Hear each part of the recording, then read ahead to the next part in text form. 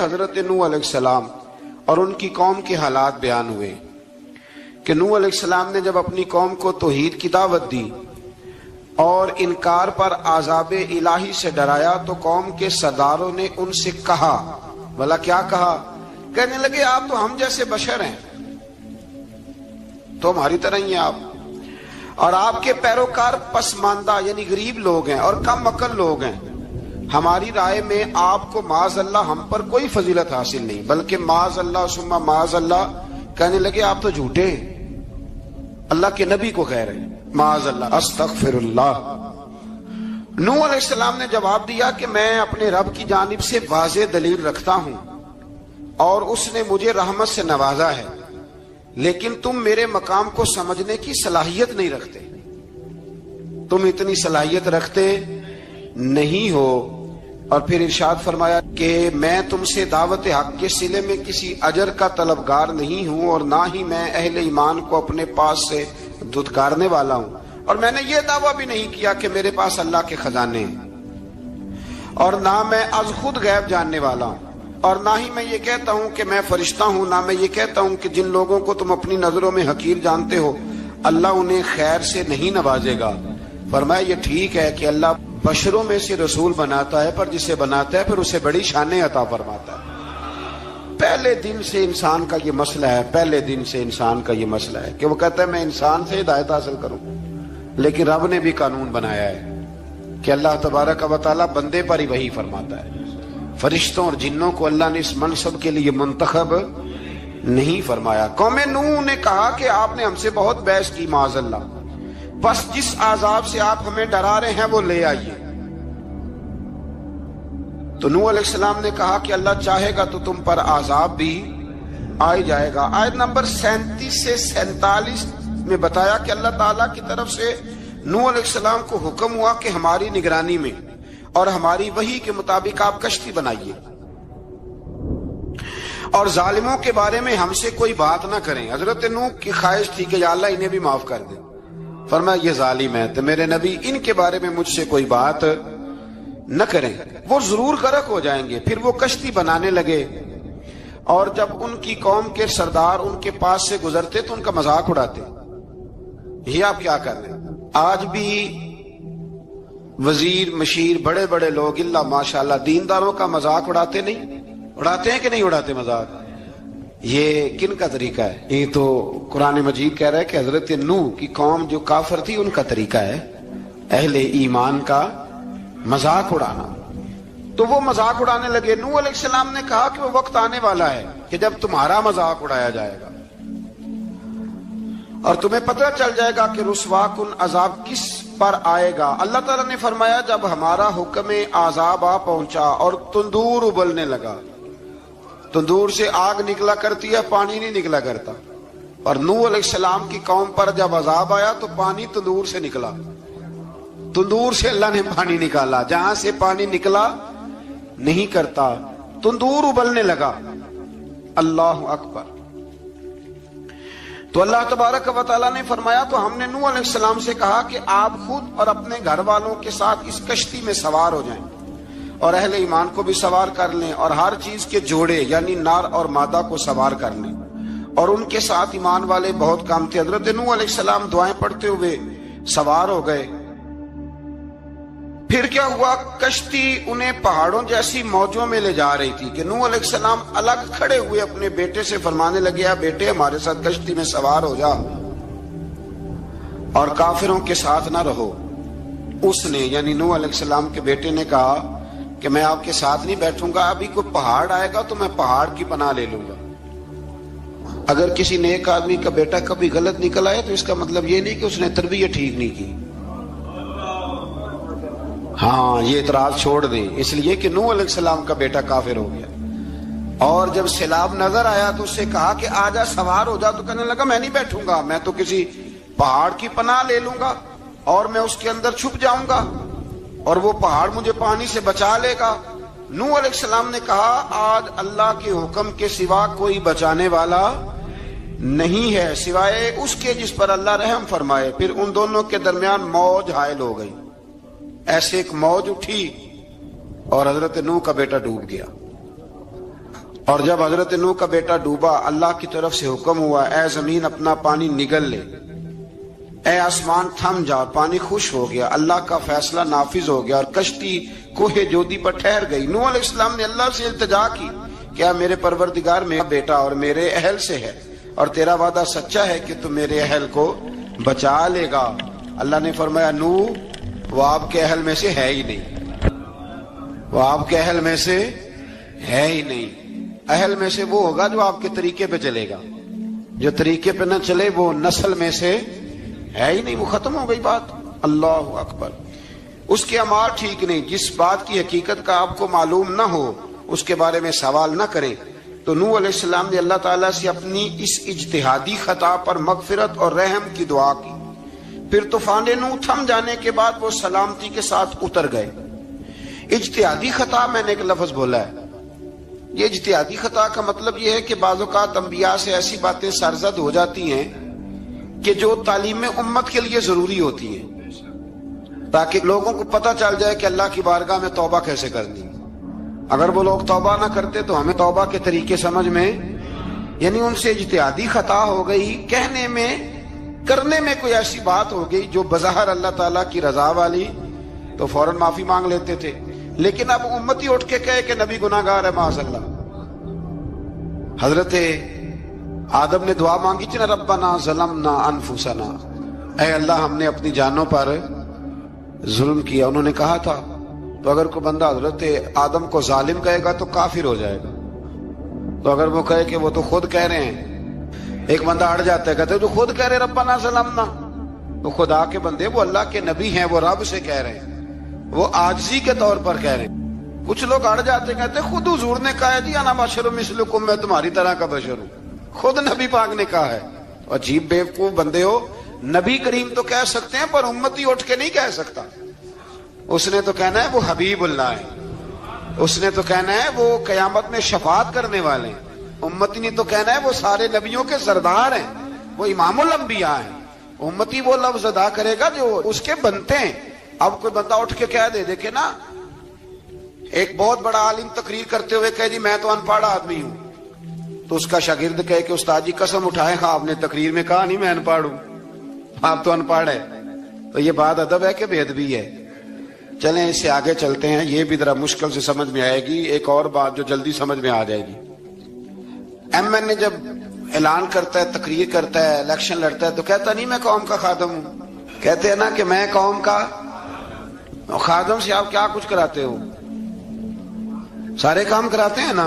خادم کو بندہ یہ بھی کہہ لیتا ہے کہ جھاڑو دے دے گلی میں، کہتے ہو کہ نہیں کہتے؟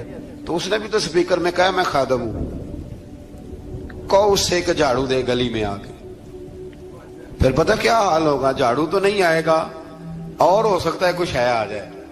تو اس لیے اب کوئی بندہ کہے جی انہوں نے خود کہا، تو ایک کچھ پوری جماعت ہے لوگوں کی جو بات کو سمجھتی نہیں، کہتے ہیں خود کہا میں بشر ہوں، انہوں نے خود کہا میں غیب نہیں جانتا، انہوں نے خود کہا میرے پاس خزانہ کوئی نہیں، انہوں نے خود کہا میرے پاس کوئی شے نہیں۔ تو اس لیے آپ سمجھیں کسی کے لفظوں پر اگر آپ گرا لگا کے بیٹھیں گے تو پھر اس سے بے ادبی ہوگی۔ تو نوح علیہ السلام نے اللہ سے اپنی اجتہادی خطا کی معافی مانگی۔ اب حضرت نوح کو کوئی خطا کار کہے گا تو بہت بڑا مجرم بن جائے گا، اس لیے کہ وہ اللہ کے نبی ہیں۔ آیت نمبر 50 میں قوم عاد کا ذکر ہے، اور ان کی طرف دعوت توحید دینے کے لیے اللہ تعالیٰ نے حضرت ہود علیہ السلام کو بھیجا۔ ہود علیہ السلام نے قوم سے کہا کہ میں تم سے کسی چیز کا اجر طلب نہیں کروں گا، میرا اجر میرے اللہ کی بارگاہ میں ہے، پاس تم اپنے رب سے بخشش مانگو، پھر اس کی بارگاہ میں توبہ کرو، اللہ تعالیٰ تم پر موسلا دار بارش برسائے گا اور تمہاری قوت میں اضافہ فرمائے گا۔ قوم عاد نے دعوت حق کو رد کیا اور ایمان نہ لائے، بلکہ ہود علیہ السلام پر طنز کیا۔ وہ کہنے لگے کہ ہمارے تو معبودوں نے، ہمارے بتوں نے معاذ اللہ آپ کو پاگل بنا دیا ہے، آپ کو مجنون بنا دیا ہے، الٹا حضرت ہود کو کہنے لگے، اس لیے آپ ایسی باتیں کرتے ہیں۔ ہود علیہ السلام نے کہا میں اللہ کو گواہ بناتا ہوں اور تم بھی گواہ رہنا کہ میں تمہارے شرک سے بری ہوں اور میں اللہ پر توکل کرتا ہوں اور میں نے رسالت کا حق ادا کر دیا ہے۔ آیت نمبر 58 میں اللہ تعالیٰ نے فرمایا جب ہمارے عذاب کا وقت آ گیا تو ہم نے اپنی رحمت سے ہود اور ان کے ساتھ مومنوں کو نجات عطا کی۔ قوم عاد نے اللہ کی نشانیاں اور رسولوں کو جھٹلایا اور دنیا اور آخرت میں لعنت کے حقدار ہوئے۔ آیت نمبر 61 میں پھر سے حضرت صالح علیہ السلام اور ان کی قوم سمود کے حالات کو بیان کیا گیا ہے۔ حضرت صالح نے کہا ہے میری قوم اللہ وحدہ لا شریک کی عبادت کرو، اس سے بخشش طلب کرو، اس کی بارگاہ میں توبہ کرو، اس نے تمہیں زمین سے پیدا کیا ہے، اس پر آباد کیا ہے۔ جواب دیا ہے صالح ہمارے آباء و اجداد کے معبودوں کی عبادت کو روکنے سے پہلے ہمیں آپ سے بڑی امیدیں تھیں، اور اب آپ ہمیں روکنے لگ گئے ہیں باپ دادا کے دین سے، لیکن اب ہمیں آپ کی دعوت کے بارے میں شکوک ہیں۔ صالح علیہ السلام نے اپنی قوم سے کہا کہ یہ اللہ کی اونٹنی ہے اور یہ تمہارے لیے نشانی ہے، اسے چرنے کے لیے آزاد چھوڑ دو اور اسے تکلیف نہ دینا۔ اللہ اکبر، ورنہ تمہیں عذاب پہنچے گا۔ انہوں نے اونٹنی کی کونچیں کاٹ ڈالی۔ صالح علیہ السلام نے کہا تم صرف 3 دن اپنے گھروں میں مزے اٹھا لو، 3 دن، پھر اللہ کا یقینی عذاب آئے گا۔ پھر ایک چنگاڑ نے ان کو آ دبوچا، وہ اپنے گھروں میں گھٹنوں کے بل اوندے پڑے رہ گئے۔ صرف صالح علیہ السلام ان کے ساتھ اہل ایمان اس عذاب سے بچے۔ یہ 3 قوموں کا ذکر ہو گیا، نوح علیہ السلام کی قوم کا بھی، ہود علیہ السلام کی قوم کا بھی، اور حضرت صالح علیہ۔ آگے اللہ تبارک و تعالیٰ نے آیت نمبر 69 میں اس بات کا بیان فرمایا کہ حضرت ابراہیم علیہ السلام کے پاس فرشتے بشری شکل میں آئے، انسانی شکل۔ انہوں نے اجنبی مہمانوں کے لیے بچڑے کا بھنا ہوا گوشت تیار کرایا۔ آپ یقین کریں کچھ باتیں لوگ ایسی بیان کرتے ہیں کہ جن کو نہ سن کے بندے کا دل کرتا ہے کہ اس بندے کو بتائیں کہ یار یہاں تو دین سارا پڑھ۔ ایک صاحب مجھے کہنے لگے جی میں ایک پیر صاحب کے پاس گیا تھا تو بڑی مرغن غذائیں تھیں، انہوں نے میری بڑی خدمت کی پر مجھے نہیں اچھا لگا، پیروں کو چاہیے سادی روٹی رکھیں۔ میں کہ تو پیراں واسطے لسٹ بنا خاں انہوں نے کس طرح دا ہونا چاہیے۔ یہ بہت بڑی مصیبت ہے۔ اگر آپ سادہ کھانا کھلا دیں تب بھی اعتراض ہے، اچھا کھلا دیں کہنے رولا ہے کوئی پیر چوکھے مالدار، دونوں طرف سے مسئلہ۔ تو کہنے لگا جی نہیں پیروں کا کیا کام ہے، وہ کڑائیاں اور وہ سارے۔ تو پھر میں نے انہیں کہا کہ آپ اس طرح کریں، گھر جا کے نا تو 12ویں سپارے کی تلاوت کریں۔ حضرت ابراہیم نے اپنے مہمانوں کے لیے بھونا ہوا کھانا تیار فرمایا تھا۔ تو آپ کیا کہیں گے کہ حضرت ابراہیم درویش نہیں تھے؟ عجیب بات ہے بھائی، آپ ہر بات میں اڑ جاتے ہیں۔ دین ہم نے وہ لینا ہے جو اللہ کا قرآن ہمیں دیتا ہے اور رسول اللہ کی حدیث ہمیں دیتی ہے۔ جب انہوں نے دیکھا کہ مہمان کھانے کی طرف ہاتھ نہیں بڑھا رہے تو ان کو ڈر محسوس ہوا۔ حضرت ابراہیم کو فرشتوں نے کہا کہ ہمیں قوم لوط علیہ السلام کے عذاب کے لیے بھیجا گیا ہے۔ حضرت ابراہیم کی بیوی کھڑی تھی، اس پر وہ مسکرائیں تو فرشتوں نے اللہ کی طرف سے انہیں حضرت اسحاق علیہ السلام اور اس کے بعد حضرت یعقوب علیہ السلام کی بشارت عطا۔ اسحاق علیہ السلام حضرت ابراہیم کے بیٹے ہیں اور یعقوب علیہ السلام پوتے ہیں، اور یعقوب علیہ السلام کے بیٹے یوسف علیہ السلام۔ ہاں اللہ اگر چاہے تو 7 نسلوں میں نبوت رکھ دیتا ہے اگر اس کی منشا ہو۔ تو حضرت یعقوب کی بشارت دی۔ انہوں نے حیرت سے کہا کہ ہم دونوں میاں بیوی تو بوڑھے ہیں، اس عمر میں اولاد کیسے ہوگی؟ تو فرشتوں نے جواب دیا اے ابراہیم کے گھر والوں، تم پر اللہ کی رحمتیں اور برکتیں ہوں، اللہ کی قدرت پر تمہیں کیوں تعجب ہے؟ اللہ فرماتا ہے کہ بیٹے کی بشارت سن کر ابراہیم کا خوف دور ہو گیا اور پھر وہ قوم لوط کے بارے میں گفتگو کرنے لگے۔ ابراہیم بہت بردبار، اللہ سے آہوزاری کرنے والے اور اس کی طرف رجوع کرنے والے تھے۔ اللہ تعالیٰ نے حضرت ابراہیم علیہ السلام کو فرمایا اے ابراہیم اس گزارش سے آپ گریزاں رہیں، اس کا یقینی فیصلہ ہو چکا ہے اور ان پر نہ ٹلنے والا عذاب نازل ہو کے رہے گا۔ وہ کیا گناہ کرتے تھے؟ لوط علیہ السلام کی قوم میں میں نے بتایا تھا، مرد مردوں سے بدفعلی کرتے۔ تو حضرت ابراہیم نے بھی عرض کی، بار بار گزارش کی، بحث کی کہ اللہ مہربانی فرما ان کا عذاب۔ آپ دیکھیں نبیوں کے حوصلے کتنے بڑے ہیں، قومیں تنگ کرتی ہیں اور طرح طرح کی باتیں کرتی ہیں اور پیغمبر پھر بھی کہتے ہیں یا اللہ مہربانی فرما، اے اللہ ان سے عذاب۔ آیت نمبر 77 میں حضرت لوط علیہ السلام کی قوم کی بدعمالیوں اور لوط علیہ السلام کے اپنی قوم کو بدعمالیوں کے باعث فرشتوں کی آمد، قوم کے بدعمال لوگوں کے دوڑ کر آنے اور حضرت لوط کو ان کے سمجھانے اور ان کے انکار پر مضطرب ہونے کا ذکر ہے، جس پر فرشتوں نے حضرت لوط کو تسلی دی کہ آپ فکر نہ کریں، ہم آپ کے رب کے فرشتے ہیں، یہ آپ اور ہم تک نہیں پہنچ سکیں گے۔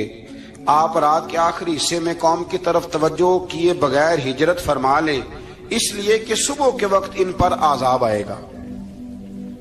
جب اللہ کا عذاب آیا تو اس نے بستی کے اوپر کے حصے کو نیچے کر دیا اور قوم لوط کے اوپر اللہ کی طرف سے لگاتار نشان زدہ پتھر برسائے گئے، لگاتار پتھر آئے۔ آیت نمبر 84 میں اللہ تعالیٰ نے حضرت شعیب علیہ السلام اور ان کی قوم کا ذکر فرمایا ہے اور ان کے جرائم کو بیان کیا گیا ہے۔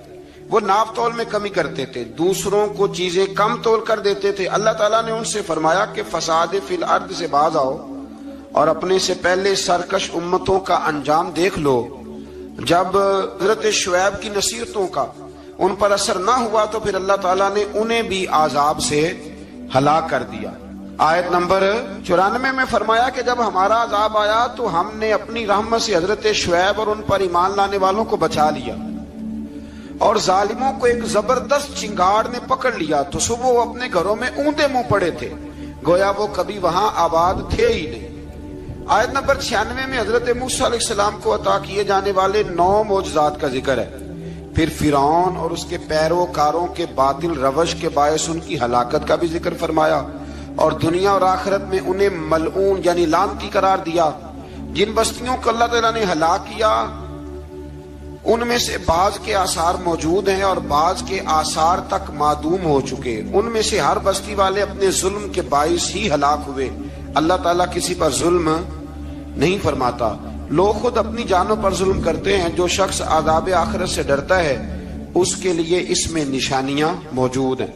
آیت نمبر 106 سے اللہ تعالیٰ نے انجام کے اعتبار سے لوگوں کی 2 قسمیں بیان کی، 2 قسمیں فرمایا۔ ایک ہیں سعادت مند لوگ اور دوسرے ہیں بدبخت۔ فرمایا بدبختوں کا ٹھکانہ جہنم ہے جس میں وہ ہمیشہ رہیں گے، اور نیک بختوں کا ٹھکانہ جنت ہے، وہ ہمیشہ اسی میں رہیں گے، اور ان کے لیے اللہ کی طرف سے نا ختم ہونے والی عطائیں۔ آیت نمبر 110 میں حضور صلی اللہ علیہ وسلم کو تسلی دی گئی کہ جس طرح یہ لوگ قرآن کے بارے میں اختلاف کرتے ہیں، اسی طرح قوم موسیٰ نے تورات کے بارے میں بھی اختلاف کیا تھا، اور اللہ نے ان کے اعمال کا پورا بدلہ انہیں دیا۔ آیت نمبر 112 سے سرکشی کو چھوڑ کر احکامات دین پر استقامت اختیار کرنے اور ظالموں کے ساتھ میل جول رکھنے سے بچنے کا حکم دیا گیا ہے، اور فرمایا کہ ظالموں سے میل جول کا انجام دوزخ کی آگ ہے۔ ہم لوگ نہ شکوہ کرتے ہیں، کسی حکومت کو بنے ہوئے 6 مہینے گزرتے ہیں تو شکوہ شروع ہو جاتا ہے، حالانکہ وہ خود تو نہیں نہ بنتے، ان کو کوئی بنانے والا ہے۔ تو ظالم کا جو مددگار ہوتا ہے وہ بھی ظالم ہوتا ہے، اس لیے احتیاط کریں۔ اور یہ صرف سیاستدانوں کی بات نہیں، دنیا کے ہر معاملے میں آپ غور کریں کہ آپ کسی ظالم کے مددگار تو نہیں۔ اللہ تعالی ہمیں حق پر استقامت عطا فرمائے۔ آیت نمبر 114 میں دن کے دونوں طرفوں میں اور ابتدائی رات کے کچھ حصے میں اللہ تعالیٰ نے نماز قائم کرنے کا حکم دیا ہے، رات کے کچھ حصے میں بھی نماز پڑھنی چاہیے، اور یہ بھی بتایا کہ بے شک نیکیاں گناہوں کو مٹا دیتی ہیں، اور یہ نصیحت قبول کرنے والوں کے لیے نصیحت ہے۔ آیت نمبر 120 میں اللہ تعالیٰ نے فرمایا کہ ہم آپ صلی اللہ علیہ وسلم کو رسولوں کی تمام خبریں آپ کے دل کی تسکین اور تقویت کے لیے بیان کرتے ہیں، اور ان میں مومنوں کے لیے نصیحت اور عبرت ہے کہ ان ساری باتوں سے عبرت پکڑ لو۔ بچہ صرف وہی جو اللہ کے نبیوں کے طریقے پہ چلا اور نبیوں کے ساتھ رہا، باقی بچ سکے نہیں۔ اللہ تعالیٰ کی طرف سے توحید و رسالت اور وقوع قیامت کے دلائل بھی ہیں۔ آیت نمبر 123 میں فرمایا کہ آسمانوں اور زمینوں میں سب غیب اللہ ہی کے ساتھ مختص ہیں، اور ہر کام اسی کی طرف لوٹایا جاتا ہے۔ آپ اسی کی عبادت کیجئے، اسی پر توکل کیجئے، اور آپ کا رب لوگوں کے اعمال سے غافل نہیں ہے۔ اسی بارے میں نا آگے سورۃ یوسف شروع ہو رہی ہے، اس کو اللہ تعالیٰ نے کہا ہے کہ یہ بڑا پیارا قصہ ہے، احسن القصص کا، قصوں میں سونا قصہ۔ تو یہ کچھ 12ویں پارے میں اور کچھ 13ویں پارے میں ہے۔ میں نے یہ ارادہ کیا ہے کہ یہ ایک ہی دن پوری بیان کی جائے۔ قوم سبت کا ذکر فرمایا اللہ نے، ہفتے والے دن کچھ لوگ نافرمانی کرتے، ہمارے بھی ہیلے بہانے ہیں نا آج کل کاروبار میں، تو اسی सिपारे की आयत नंबर 65 के अंदर अल्लाह ताला ने हजरत दाऊद की कौम का जिक्र किया कि अल्लाह ने उन्हें हुक्म दिया था कि हफ्ते वाले दिन मछलियां नहीं पकड़नी। तो वो कहते थे चलो हाथ लगा के नहीं पकड़नी, हाथ लगा के। वो हमारे लोग हीले बहाने तलाश कर लेते हैं ना, वो बड़े जनाब इंश्योरेंस वाला आ गया, अब वो बैंक वाला आ गया, वो फलाने साहब आ गए, वो तरोड़ मरोड़ के कहानियां बातें, और फिर हमें भी रास्ते मिल जाते हैं बचने के। मुफ्ती साहब ने कह दिया था, ओ एक मौलाना से मैंने इनको कहा हफ्ते वाले दिन मछलियां नहीं पकड़ने का, नहीं पकड़ते, छोटे छोटे हौज बना लिए। तो मछलियां ज्यादा आती थी उस दिन, ये भी अल्लाह की कुदरत थी। नमाज के वक्त गाहक ज्यादा आते हैं, ये उसकी कुदरत होती है। तो वो मछलियां हौज में जमा हो जाती हैं, यूं समझ लें कि जाल इन्होंने लगा लिए हुए, तो जाल में वो फंसती रहती थी, हौजों में आती रहती थी। हफ्ते को नहीं पकड़ते थे, इतवार को पकड़ लेते थे। तो फिर अल्लाह ने इन्हें सजा दी। फरमाया तमाशे करते हो अल्लाह के हुक्म के साथ। क्या सजा दी? फकुलना लहुम कूनू किरादतन खासीन, फरमाया बंदर बन जाओ धुतकारे हुए। जो रिस्क हराम तरीके से कमाते थे रब उन्हें बंदर बना देता था। अभी भी मैंने देखे हैं बड़े बड़े ताजर पागलों जैसी जिंदगी गुजार रहे हैं, नफसियाती तौर पे सुकून नहीं है, करोड़ों रुपया पड़ा है। क्यों?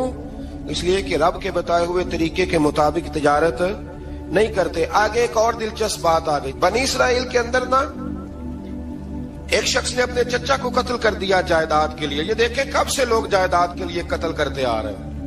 चचा को कत्ल कर दिया, और कत्ल करके हजरत मूसा अलैहिस्सलाम के पास आए कि मेरे चचा को किसी ने कत्ल कर दिया है, तो बताएं क्या करना है। तो आपने फरमाया कि गाय ज़िबा करो और उसका एक टुकड़ा मकतूल को मारो, मरने वाले को, वो खुद उठ के बता देगा मुझे किसने कत्ल किया है। अब इरादा नहीं था गाय ज़िबा करने का, तो बहाने करने लगे। इरादा नहीं ना होता तो फिर क्या होते हैं? कहने लगे गाय किस तरह की हो, बूढ़ी हो के बच्ची हो, रंग कैसा हो, जवान हो कि छोटी हो, हाल में एक दफा चलना सीख गई हो या अभी ना सीखी हो। तो बताते गए तो रब भी शर्तें बयान करता गया। गहरे जर्द रंग की हो, हाल के अंदर उसे ना चलाया गया हो, पानी ना निकाला गया हो, ना बच्ची हो ना जवान हो, इसके दरमियान हो। ये सारी शर्तें कहां पाई जाती थी? हजरत मूसा अलैहिस्सलाम की कौम का एक शख्स था जो अल्लाह का वली था। वो जब इंतकाल करने लगा ना, अल्लाह अकबर, देखो रब वलियों की औलादों पर भी कितना फजल फरमाता है। वो जब इंतकाल करने लगा तो एक उसके पास छोटी सी बच्चिया थी, गाय की बच्ची, उसने जंगल में छोड़ दी। कहने लगा या अल्लाह मैं तेरे नाम पे छोड़ता हूं, मेरा बच्चा जवान हो जाए तो उसे दे देना, और तो सरमाया ही कोई नहीं। बच्चा बड़ा हुआ तो बच्चा भी बड़ा नेक था, अपनी माँ का बड़ा फर्मा बरदार था। उसकी माँ ने कहा बेटा तेरे बाप ने एक गाय छोड़ी थी। तो बच्चा जंगल में गया और जाके कहने लगा ऐ अल्लाह मेरी गाय मुझसे मिला दे।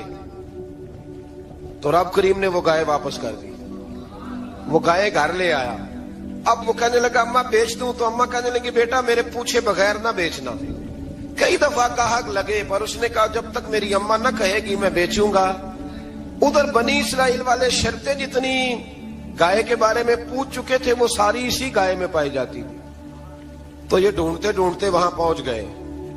तो कहने लगे गाय चाहिए। तो उसने कहा भी तुम्हारी मर्जी से नहीं, कीमत मेरी मर्जी की।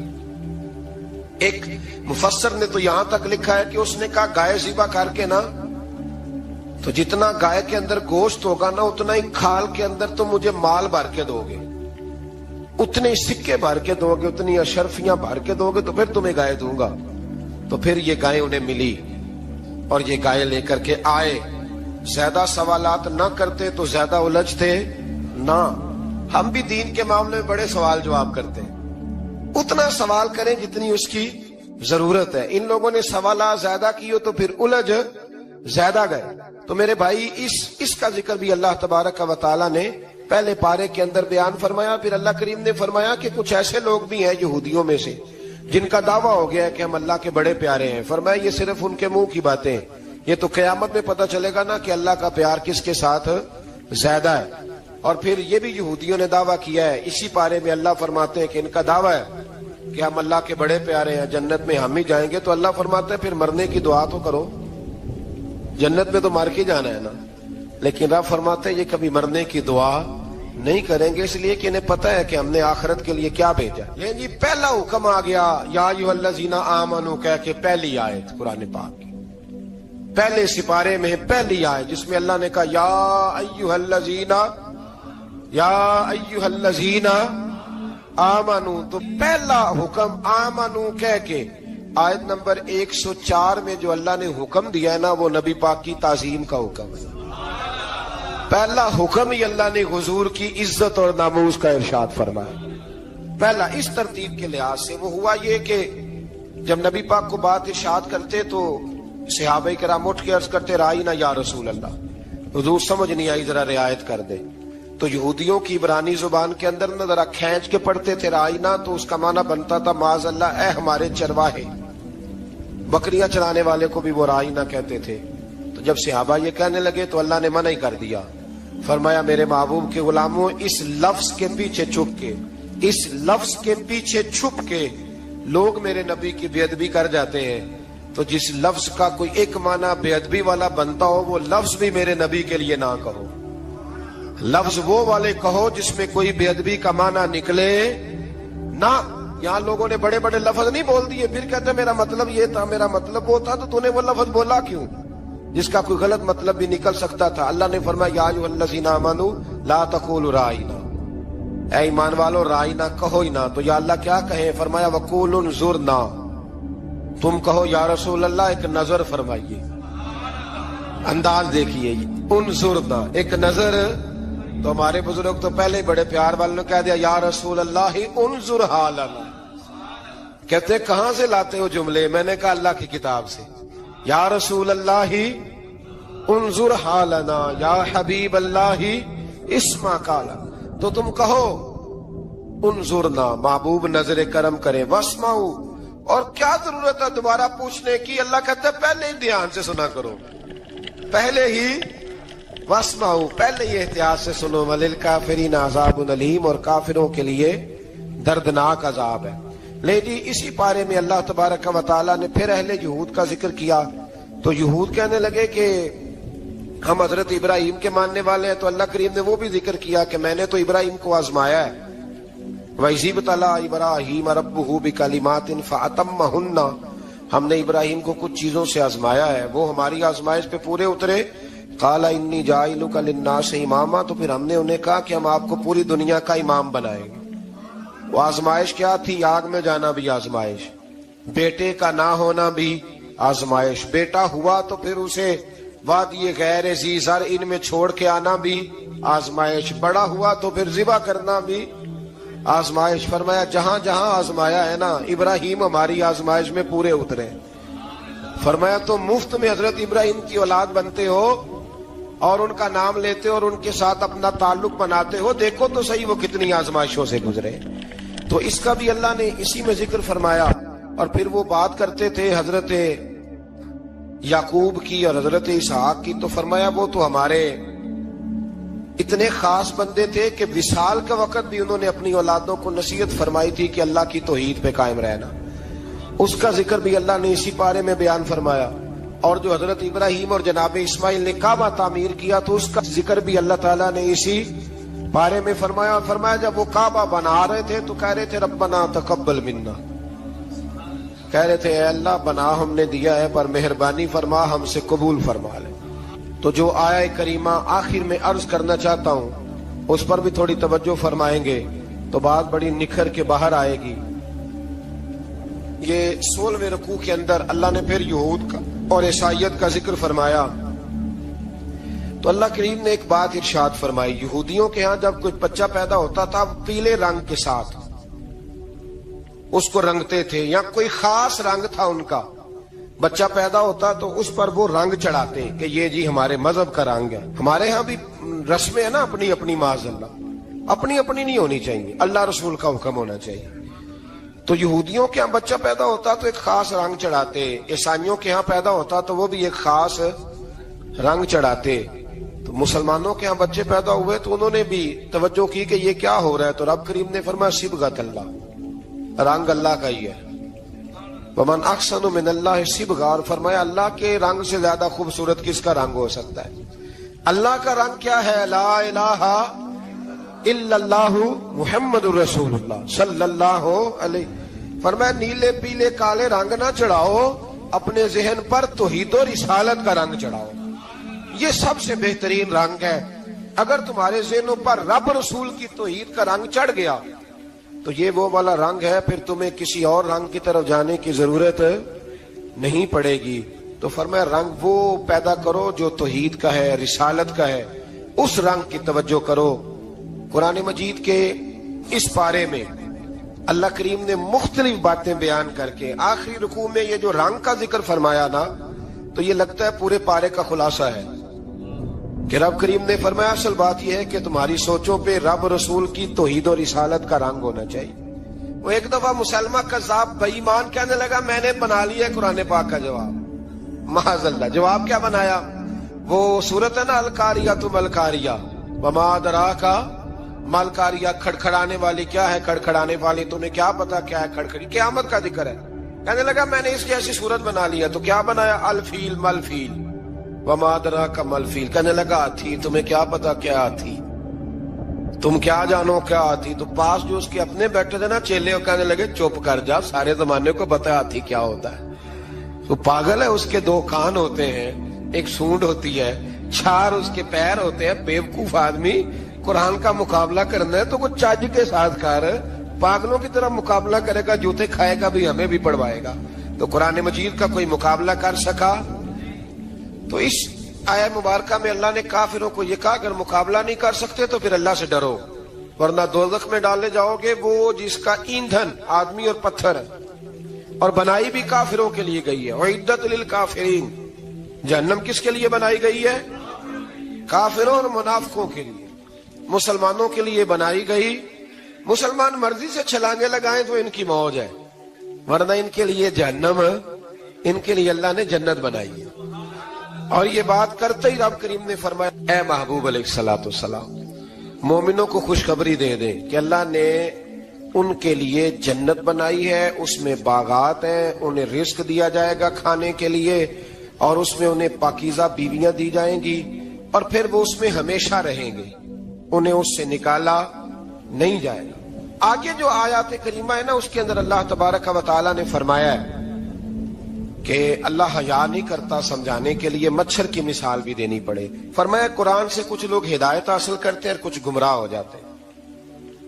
جب لوگ اپنی مرضی کی تشریحات چاہتے ہیں تو گمراہ ہوتے ہیں، اور جب قرآن کو رسول اللہ صلی اللہ علیہ وسلم اور امت مسلمہ کی تشریحات کی روشنی میں سمجھتے ہیں تو پھر اللہ ہدایت عطا فرماتا ہے. پھر اللہ تبارک و تعالی نے آگے ارشاد فرمایا حضرت آدم کی پیدائش کا واقعہ. کچھ مفسرین نے لکھا اللہ نے مشورہ کیا تھا فرشتوں سے، وَإِذْ قَالَ رَبُّكَ لِلْمَلَائِكَةِ إِنِّي جَاعِلٌ فِي الْأَرْضِ خَلِيفَةً. لیکن کچھ مفسرین کہتے ہیں کہ اللہ کو ضرورت نہیں فرشتوں سے مشورہ کرنے کی. اللہ نے فرشتوں سے مشورہ نہیں کیا، بلکہ رب نے انہیں آگاہ فرمایا تھا کہ میں لگا ہوں زمین پہ اپنا نائب بنانے، میں خلافت دینے لگا ہوں زمین پہ. اب یہ تو دینے والی کی مرضی ہے نا، اس نے کس کو دینی ہے، یہ تو دینے والے کی مرضی ہے نا اس نے. تو کچھ لوگ کہتے ہیں کہ دینے والے سے زیادہ ہمیں پتہ ہے. تو فرشتوں کو بھی یہ اجتہادی خطا ہو گئی، کہنے لگے یا اللہ اسے نہ بنانا، یہ فساد کرے گا، یہ خون ریزیاں کرے گا. تو اللہ نے فرمایا جو میں جانتا ہوں وہ تم. اللہ اکبر. امام راضی فرماتے جب رمضان آتا ہے تو اللہ فرشتوں سے کہتا ہے ذرا یہ کھول کے دروازے دیکھو نا یہ زمین پہ کیا کر رہے ہیں. تم تو کہتے تھے فساد کریں گے اور یہ سارے تراویح پڑھ رہے ہیں. تم تو گویا کہتے تھے فساد کریں گے اور یہ تو دیکھو گویا رمضان کے روزے رکھ رہے ہیں. یہ تو میری یاد میں نکلے ہوئے. تم کچھ کہتے تھے اور دیکھو میں نے تمہیں کہا تھا نا جو میں جانتا ہوں وہ تم. اللہ نے پھر حضرت آدم علیہ السلام کو تمام زمانے کے علوم عطا کیے، علم سکھا لیا. تو فرشتوں سے کہا تم بھی ان چیزوں کے نام بتاؤ، تو وہ بتا سکے نہیں. اللہ نے فرمایا اب اس طرح کرو آدم کو سجدہ کرو. سب نے سجدہ کیا سوائے وہ. کہنے لگا یا اللہ صرف تجھے ہی کرنا ہے. کرنا بھی صرف اللہ کو چاہیے، پر رب کے آگے بھی جھکنا چاہیے، اور جس کے سامنے رب جھکائے نا وہاں بھی. اور یہ جو عاجزی ہے نا، یہ جو جھکنا ہے، یہ علم کے آگے ہے. ہماری مصیبت یہ ہے کہ ہم علم کے آگے بھی گردن جھکانے کو تیار نہیں ہوتے، وہاں بھی ہم خود عالم فاضل بن جاتے ہیں. تو فرمایا کہ سب سے کہا سجدہ کرو، سب نے سجدہ کیا سوائے ابلیس کے، تو پھر ہوا کیا؟ وکان من الکافرین، وہ کافروں میں سے ہو گیا۔ پھر اللہ نے حضرت آدم کو اور جناب حوا کو نا مقام دے دیا جنت میں رہنے کے لیے، اور کہا سارا کچھ کھانا، درخت کے قریب نہ جانا۔ ابھی آپ کسی سے کہہ دیں تھوڑا سا کہ پیچھے نہ دیکھنا، یعنی اگر میری سمجھ لیں ادب کی وجہ سے کوئی 1.5-2 منٹ یا 6 منٹ نہیں بھی نہ دیکھے گا تو سوچے گا ضرور کہ پتہ نہیں اب پیچھے کیا ہے، مصیبت کیا ہے۔ یعنی آپ کہہ کے دیکھ لیں کسی کو، پیچھے نہ دیکھنا، فطرت ہے نا انسان کی، وہ جستجو کرتا ہے، کہا اس درخت کے پاس نہ جانا۔ تو حضرت حوا سلام اللہ علیہ کہتے ہیں دل میں خیال رہتا تھا کہ آخر ہے کیا درخت کے پاس۔ یہی انسان کا عقیدہ توحید ہے کہ جہاں سے رب منع کر دے وہاں وہ منع ہو جائے، اور یہ ان کی خطا نہیں تھی، یہ اللہ کی حکمت تھی، چونکہ رب نے تو پہلے کہہ دیا تھا بنایا ہی زمین کے لیے، تو یہ تو سارا کچھ ہونا تھا تو زمین پہ آنا تھا نا۔ تو حضرت حوا اور جناب آدم کے پاس شیطان آیا، اب اس کو نکال تو دیا تھا پر ابھی اس کا جنت میں آنا جانا بند نہیں ہوا تھا، یہ بھی اللہ کی حکمت تھی۔ تو وہ کہنے لگا تمہیں پتہ ہے بعد میں مر جاؤ گے؟ تو حضرت حوا کہنے لگی کیا موت بھی آئے گی؟ کہاں، اس کی تکلیف بھی بڑی ہوگی، تو پھر بچیں گے کیسے؟ تو کہنے لگے پھل کھا لو اس درخت کا۔ تو بچنے کے لیے پھل کھایا تھا۔ اس طرح لوگ آج بہت سارے کام بچنے کے لیے کرتے ہیں پر بچ سکتے، بچنے کے لیے پھل کھایا تو اللہ نے فرمایا زمین پہ چلے جاؤ۔ تو حضرت آدم زمین پہ آئے، پھر کئی 100 سال روتے رہے۔ فَتَلَقَّى آدَمُ مِن رَبِّهِ کَلِمَاتٍ، تو پھر اللہ نے خود ہی جناب آدم کو کچھ کلمے سکھائے۔ علامہ اسماعیل لکی فرماتے ہیں وہ کلمے یہ تھے کہ حضرت آدم نے میرے نبی کا وسیلہ پیش کیا، اللہ کریم نے جناب آدم کی دعا کو مقبول فرما لیا۔